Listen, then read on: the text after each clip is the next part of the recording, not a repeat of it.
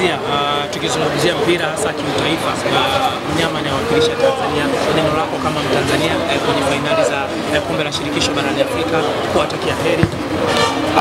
Mimi nachozungumza kuhusu mnyama, mimi namuombea tu heri, akafanye vizuri ili mechi aje kuimaliza nyumbani. Sababu ukienda ugenini lazima ujipange na ugenini, kwa sababu hujui penzi wamejipangaje. Kwa hiyo mimi nachoombea mnyama wakafanye vizuri ili mechi waje kuimaliza nyumbani na kubeba kombe. Imani yako ipo kwa namna gani kwenye hii mechi kulinganisha uzoefu wa Simba kwenye michezo ya kimataifa? Simba anabeba kombe. Kwa hata wewe pia kuwa na imani hiyo. Simba anabeba kombe. Nyepesi kwa mnyama. Kabisa, nyepesi kabisa. Sio kwa Mwarabu yule. Tena wanatoka bushu huko Belkani. Mpira upo hivyo, lakini wewe unatakiwa uwe na imani na timu yako ambayo ipo kwenye taifa lako. Usiangalie Waarabu wale wanakuja tunakoondoka.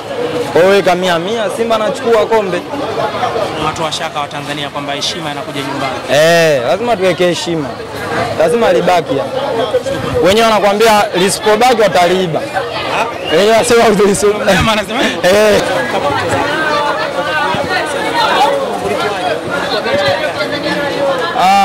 Mchezo bwana ulikuwa mgumu sana. Kwa hiyo ukicheza na timu kubwa kama hizi, ukifanya makosa wanakuwa wepesi sana kuadhibu wakati huo.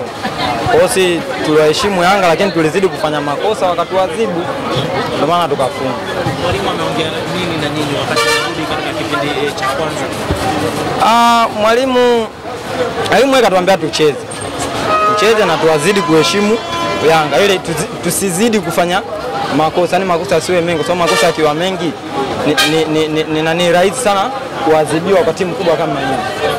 Tulipoona ulikuwa na mwanao Israel, mlikuwa mkibadilishana mawazo. Nini alikuwa anakuambia baada ya mchezo?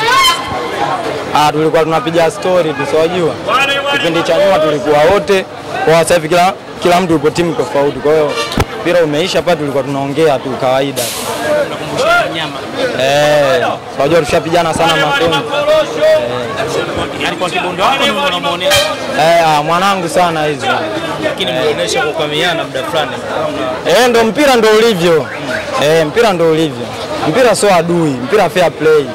Kwa hiyo kuna wakati vinatokea vitu kama vile uwanjani. Kwa hiyo mpira ukiisha ndio tunaungana, tunakuwa upendo unakuwa mmoja. Kuna muda kama aliomba penalti ile ambayo ulimchezea wewe. Ndugu yangu umeiona hiyo. Wewe vipi ile penalti? Ndio nakuuliza wewe unasemaje? Yeye alikuwa anakuwa. Sio penalti, ndio mwamuzi akufinika. Ingekuwa ni penalti mwamuzi angefinika, lakini sio penalti.